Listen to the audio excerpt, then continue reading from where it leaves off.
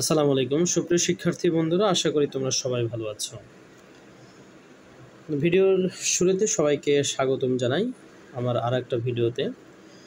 তো ভিডিও শুরু করার আগে সবার কাছে একটাই অনুরোধ, যারা এখনও আমার চ্যানেলটিকে সাবস্ক্রাইব করনি তারা আমার চ্যানেলটিকে সাবস্ক্রাইব করে পাশে থাকা বেল বাটনটি বাজিয়ে দাও, যাতে এরকম শিক্ষামূলক ভিডিও আপলোড করলে তুমি তোমার ফোনে নোটিফিকেশনটি পেয়ে যাও। তো চলো কথা না বাড়িয়ে শুরু করি। দেখতে পাচ্ছ আজকে আমরা পড়ব পাঠ 13। আমাদের কবিতার নাম হলো আমাদের গ্রাম। আমাদের গ্রাম। গ্রাম শব্দ আমরা কি জানি? গা বা পল্লী। ওকে, তো লিখেছেন হলো বন্দে আলী মিয়া। বানানটা খুব ভালো করে দেখতে হবে, বন্দে আলী মিয়া। তাহলে আমাদের গ্রাম কবিতার লেখককে? বন্দে আলী মিয়া। তো চলো কবিতাটা আমরা পড়ে নিই। আমাদের ছোট গাঁয়ে, আগেই বলেছি এই গাঁ শব্দের অর্থ কি? গ্রাম। আমাদের ছোট গায়ে ছোট ছোট ঘর। কবি বলছেন যে কবির গ্রামের ঘরগুলো কি ছোট ছোট। বলছে থাকি সেথা। এই সেথা মানে কি? সেখানে। সেখানে বলছে কবি বোঝাতে চেয়েছেন তার ছোট গ্রামটিতে। সেখানে থাকি সেথা সবে মিলে। সবে মিলে, এই সবে অর্থ কি? সবাই। থাকি সেথা সবে মিলিয়ে নাহি কেহ পর। হ্যাঁ, তাহলে কি দাঁড়ালো? যে আমাদের ছোট গায়ে ছোট ছোট ঘর, থাকি সেথা সবে মিলে নাহি কেহ পর। এই পর দ্বারা কি বোঝাচ্ছে? অন্য জন। অন্য জন। আচ্ছা, এরপরে দেখো, পাড়ার সকল ছেলে মোরা ভাই ভাই। এই মোরা মানে কি? আমরা। কি বলেছে? পাড়ার সকল ছেলে মোরা ভাই ভাই একসাথে খেলি আর পাঠশালে যাই। তাহলে পাঠশালাটা কি আমরা জানি? যে বিদ্যালয় বা স্কুল। বিদ্যালয় বা স্কুল, বা যেখানে পড়াশোনা শেখানো হয়। হিংসা ও মারামারি কভু নাহি করি। হিংসা ও মারামারি কভু নাহি করি। কভু মানে কি? কখনো। আচ্ছা, হিংসা ও মারামারি কভু নাহি করি, পিতামাতা গুরুজনে সদা মোরা ডরি। কি বলেছে? গুরুজন। সদা মানে কি? আচ্ছা, মোরা মানে তো বলেছি আমরা। ডরি মানে কি বলতো? এই ডরি অর্থ কি? ভয় পাওয়া। ভয় পাওয়া। আর গুরুজন মানে আমরা কি জানি? বয়সে বড়। বয়সে বড় বা সম্মানে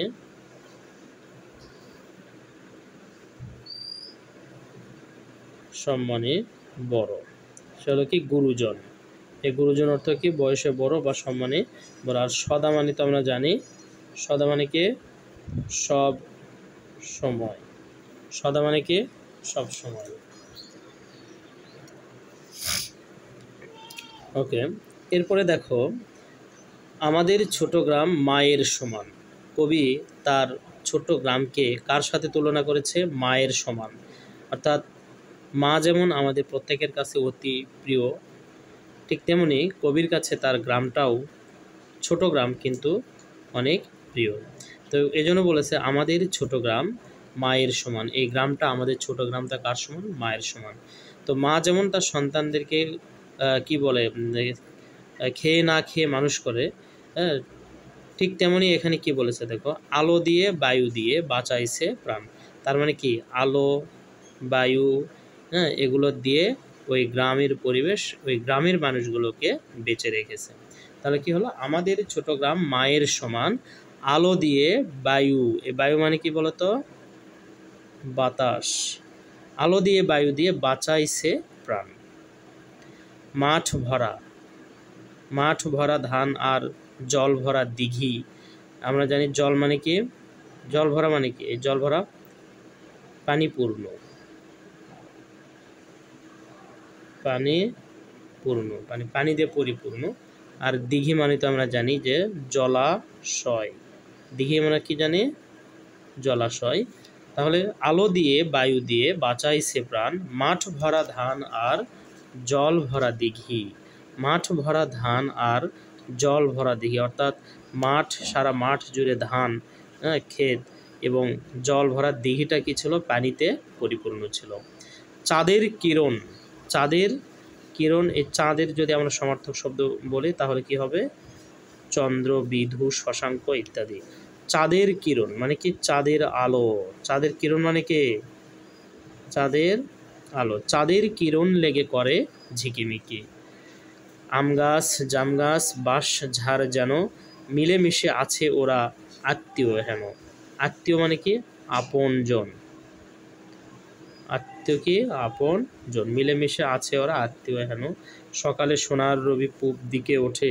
এই পূব মানে আমরা কি জানি? পূর্ব। পাখি ডাকে বায়ু বয়, বায়ু বয় নানা ফুল ফোটে। এই বায়ু বয় হলো প্রবাহিত, প্রবাহিত হয়ে, ঠিক আছে? প্রবাহিত হয়ে। কবিতাটা আমরা পড়ে ফেললাম। কবিতাটা আমরা আরেকবার একটু পড়ব। আমাদের ছোট গায়ে ছোট ছোট ঘর, থাকি সেথা সবে মিলে নাহি কেহ পর। পাড়ার সকল ছেলে মোরা ভাই ভাই, একসাথে খেলি আর পাঠশালে যাই। হিংসা ও মারামারি কভু নাহি করি, পিতামাতার গুরুজনের সদা মোরা ডরি। আমাদের ছোট গ্রাম মায়ের সমান, আলো দিয়ে বায়ু দিয়ে বাঁচাইছে প্রাণ। মাঠ ভরা ধান আর জল ভরা দিঘি, চাঁদের কিরণ লেগে করে ঝিকিমিকি। আম গাছ, জাম গাছ, বাঁশ ঝাড় যেন, মিলেমিশে আছে ওরা আত্মীয় হেন। সকালে সকালে সোনার রবি পূব দিকে ওঠে, পাখি ডাকে বায়ু বয় নানা ফুল ফোটে। আমরা কবিতাটা পড়ে ফেলাম। এরপরে আমরা অনুশীলনী শব্দার্থ নিয়ে আলোচনা করব। ওকে, দেখো, সেথা মানে কি? সেখানে, কভু কখনো, ডরি ভয় পাই, কিরণ আলো, আত্মীয় আপনজন, রবি সূর্য, বায়ু বাতাস। এর বাইরেও আমি অতিরিক্ত যে শব্দের অর্থগুলো দিলাম, এই অতিরিক্ত শব্দের অর্থগুলো আমাদের ভাষাগত দক্ষতাকে অনেক বৃদ্ধি করবে। সুতরাং আমরা বেশি বেশি সমার্থক শব্দ শিখব। দেখো, এখানে 1 নম্বরে অনুশীলনের 1 নম্বরে বলেছে, এটা হলো অনুশীলনের 1 নম্বরে বলেছে কি? বাক্য লিখি। এটা খুবই সহজ। আমরা এখানে যদি লিখি যে ছেলে মেয়েরা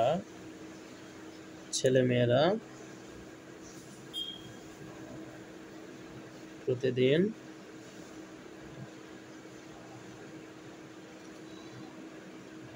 পাঠশালায় যায়। ওকে, ছেলেমেয়েরা প্রতিদিন পাঠশালায় যায়। এরপরে গুরুজন, তাহলে আমরা যদি লিখি যে গুরুজনদের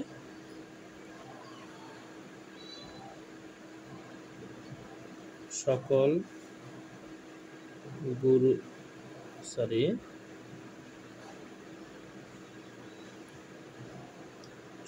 গুরুজনকে শ্রদ্ধা করতে হবে। সকল গুরুজনকে কি করতে হবে? শ্রদ্ধা করতে হবে। এরপরে দেখো দিঘি। আচ্ছা, তাহলে আমরা কি লিখতে পারি? দিঘির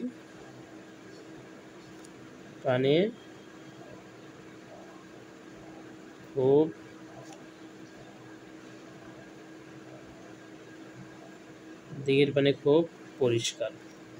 এরপরে কি? মিলেমিশে। আমরা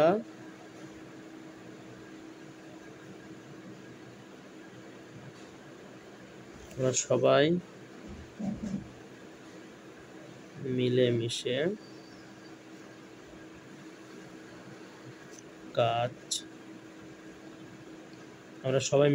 কাজ করি। এরপরে কি বলেছে? বাঁশ ঝাড়। কি বলেছে? বাঁশ ঝাড়। দেখো, বাঁশ ঝাড়ে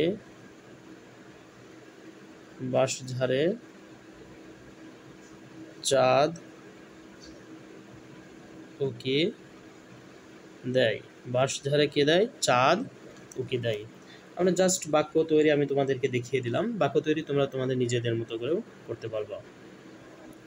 এর পরের অংশ আমাদের এটা খুবই গুরুত্বপূর্ণ, সেই সাথে খুবই সহজ। একই অর্থের শব্দ লিখি, অর্থাৎ এগুলোকে বলা হয় কি শব্দ? সমার্থক শব্দ। কি শব্দ? সমার্থক শব্দ। এগুলো জানতে হবে, এগুলো জানলে আমাদের ভাষাগত দক্ষতা অনেক বৃদ্ধি পাবে। তাহলে রবি কি? সূর্য, অরুণ, বায়ু, বাতাস, হাওয়া, কিরণ, আলো, প্রভা, ঘর, বাড়ি, গৃহ, পাঠশালা, বিদ্যালয় বা স্কুল। ওকে, 4 নম্বরে কি বলেছে দেখো, তাহলে বলেছে ক নম্বরে গায়ের ঘরগুলো কেমন। আমরা জানি, কবিতায় পড়েছি যে গ্রামের ঘরগুলো কি খুব ছোট ছোট। তাহলে আমরা কি লিখি যে গায়ের ঘরগুলো কেমন, এইটার পরে কি লিখতে হবে? ছোট।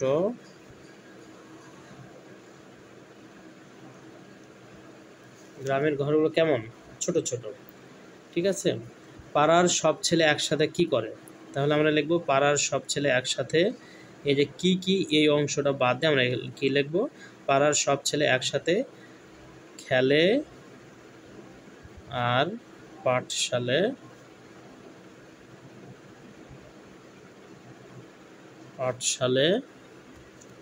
খেলে আর পাঠশালায় যায়।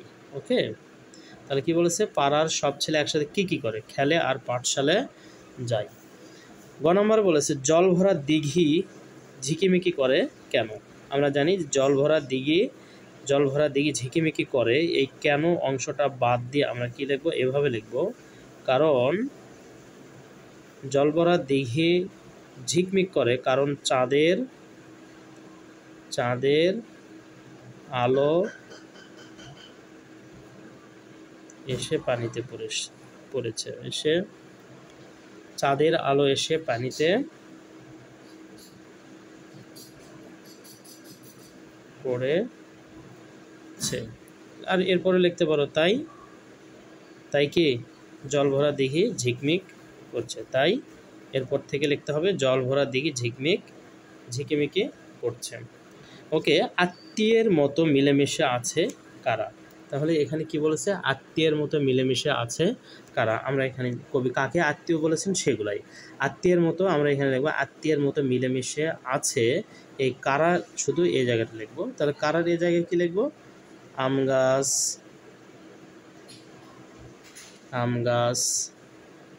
জাম গাছ, বাঁশঝাড়।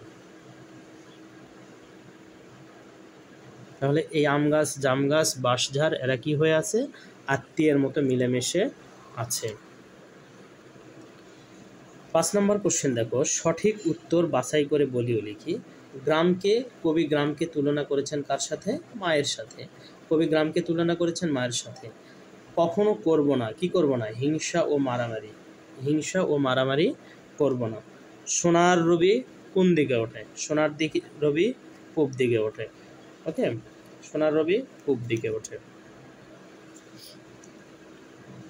6 নম্বর কোশ্চেন দেখতেই পাচ্ছ, গ্রাম সম্পর্কে বলি ও লিখি। তোমরা 1, 2, 3, 4 এবং 5 নিজের গ্রাম সম্পর্কে এখানে কি করবা? নিজের গ্রাম সম্পর্কে 5টি বাক্য লিখতে হবে। ঠিক আছে, নিজের গ্রাম সম্পর্কে 5টি বাক্য লিখতে হবে। তো ধন্যবাদ সবাইকে এতক্ষণ ধৈর্য সহকারে সাথে থাকার জন্য। আমাদের দেখা হবে নেক্সট ভিডিওতে। ততদিন তোমরা ভালো থাকো, সুস্থ থাকো। আল্লাহ হাফেজ।